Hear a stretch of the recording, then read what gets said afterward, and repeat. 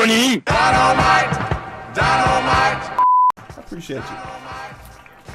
Good fun. But let's talk about money, all right? I am a notoriously I'm a baller on a budget. I enjoy my money. I don't play with it. I don't ask questions about it. But I'm constantly trying to get to that next level where I shouldn't care as much as about it, because it is a facet of my life that I feel I pay way too much attention for. And it's not like I'm in a predicament where I'm balling and doing all this crazy stuff. I'm comfortable.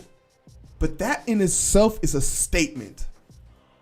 In today's day and age, this climate, to be able to say you're comfortable, you can kind of feel guilty about it.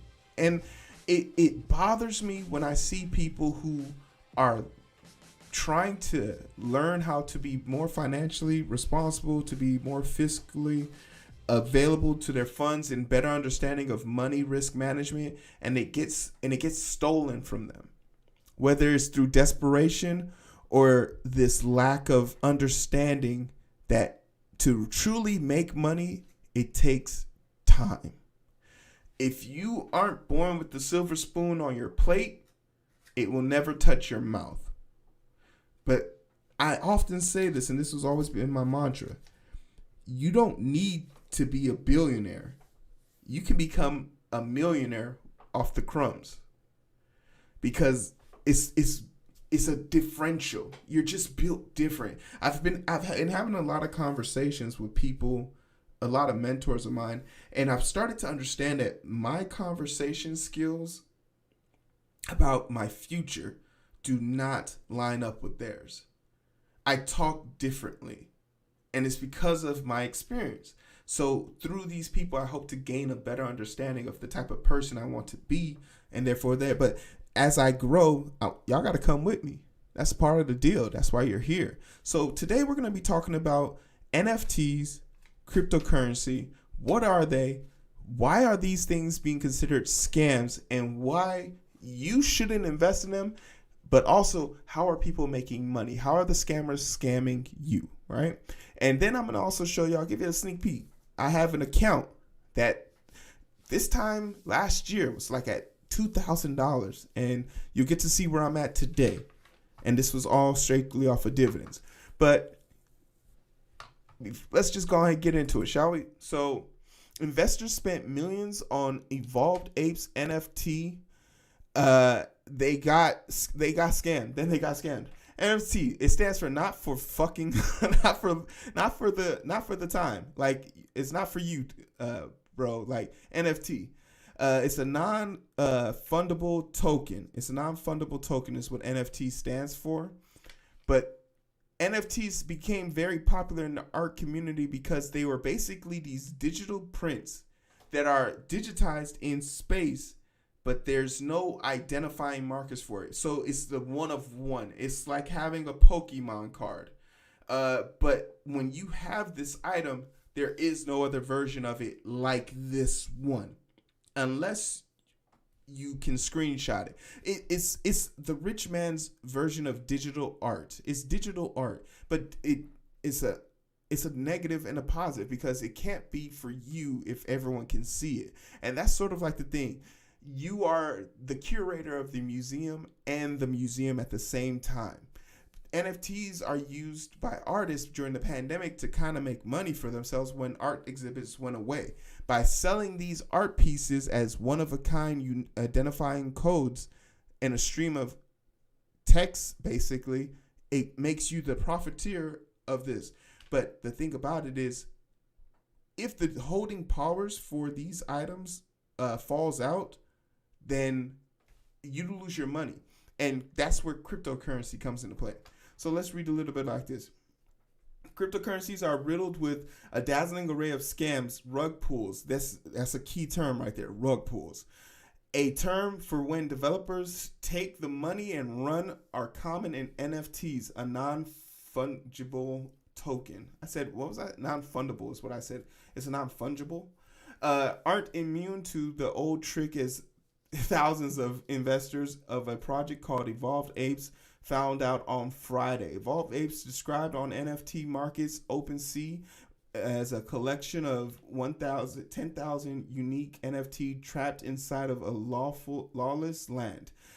They are fighting for survival. Only the strongest ape will prevail. It says, referring to the project's much hyped fighting game, which hasn't materialized. So that's how it gets started. Basically, this is how the scam goes. It gets put on OpenSea or one of these non-credited firms, and that's something that's super fun. If you're investing your money on a platform that isn't accredited, there are two things here. One, you're putting yourself at risk because that website has access to your information and it's not credible, so your information is no longer yours to keep.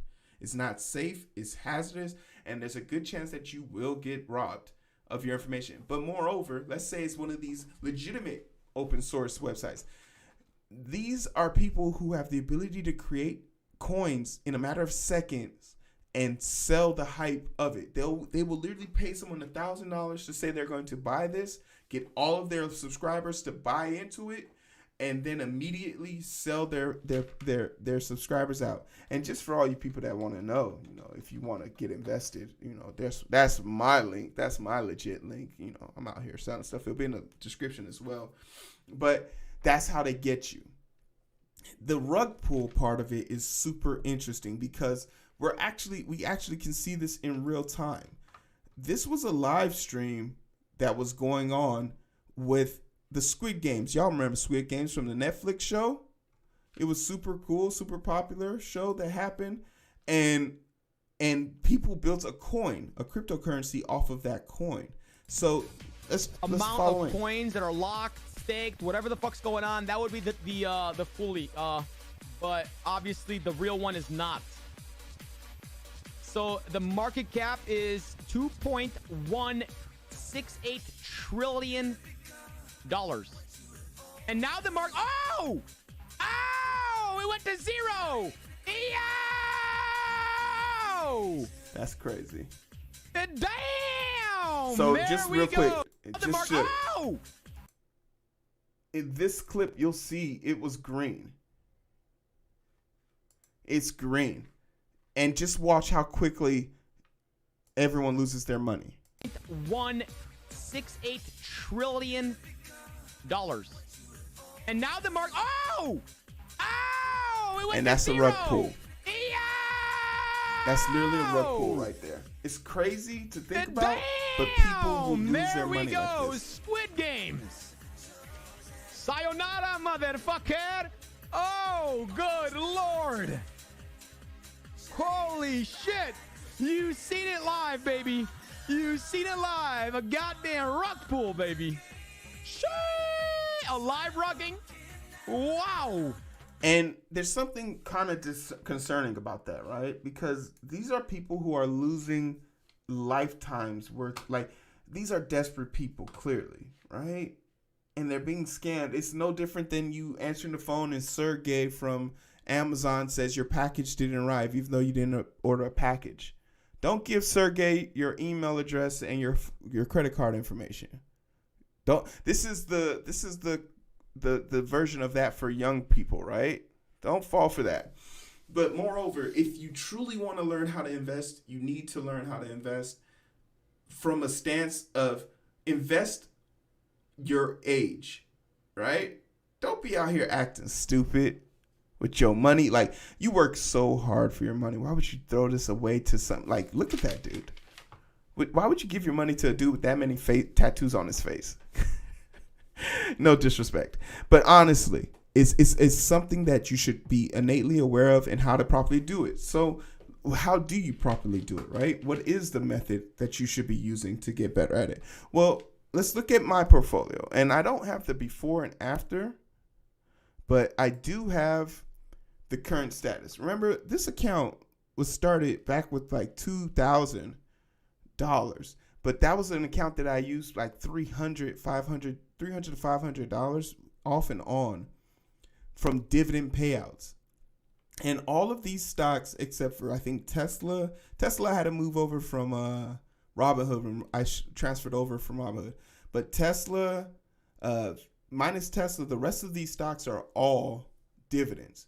And this is just in 3 months. 3 months of the dividend payouts for me. So this is just dividends payouts for me. Dividend payouts are super cool. I like it. I want to get better at it. For you to be truly proficient at it, you have to have 100,000 invested, but I'm about that life. I think that's definitely something that I would definitely want to do, because at $100,000, you would be making about $40,000 a year. And that's relegated with taxes and all those things. So you definitely wouldn't be enough to live off of. But if you had an extra $30,000 to your current salary and you didn't have to do anything, come on, talk to me now. Talk to me, right? This week alone, I've already made $59 just off of nothing. No trading, no nothing. I just own these stocks. And it's super important. I definitely want to bring back the live show where I'm talking about my dividend investments and getting better at them, finding those hard to find dividends and truly manipulating the market to my favor. It's only going to be advantageous for me. So it's something that I wanted to do, but I wanted to pull this segment out to say, like, look, the wheel has not been reinvented. If you want to make money in the stock market, you can do that. But there's nothing's ever been easy, right? Nothing has ever come easy to you in your life. Nothing's ever been given to you for free. Why do you think that this is going to be the moment that changes everything? Everything you do is going to take an ounce of hard work. And you just got to give this much more to be this much better. And that's my motto whenever I'm dealing with the stock market. I got to give this much more. I got to save this much more. I got to read this much more. I got to do everything else this much more to be this much better than the next person. And it's a grind, and I enjoy that grind, but it's hard, but it's fair, as the great Raymond Weber used to say. You guys have any questions, comments, concerns, you let me know about that. But what do you guys think about this thing called the rug pull, the cryptocurrencies, the NFTs? Is it something you're invested in? Are you invested in it? Do you take the risk? Because there are people out here who balling, right? If I truly wanted to have $6,000, take $1,000 of each one and put them all into random cryptos that pop up, could I do it? Because Shiba Inu coin, which was at like 0.00000032, I put $1 into it, and 2 weeks later it was $55. I sold right away, but when it dropped out, it's down 12% now. But there's a part of me that says, like, if I put $1,000 in right now, would have been $1,000. If I multiply 55, so what's 1,000? So like $5,500. That was in on it, and that's like without interest and stuff like that. That would have been worth it. I'm totally doing the math wrong on that, but that would have been worth it. So there is an opportunity for it, but if you invest like your age. Invest like you don't have a 401k saved up because you know how the society's going. Invest like you know that Medicare and Medicaid will not be here when you're old. Invest like you know the stock market is always going to go up 13% every year. Trust yourself, not people you can't see, right? So we'll get on to it, but I appreciate you guys. Let's get this next segment going. We can catch the vibes, but it's so hard to find through the daily grind. We're working overtime, and I'm sleep deprived. Shorty on my line, and we fuss and fight. Seems like every night, don't care who's wrong or right. I hope the end is sight. Slow it down, and we can catch the vibes.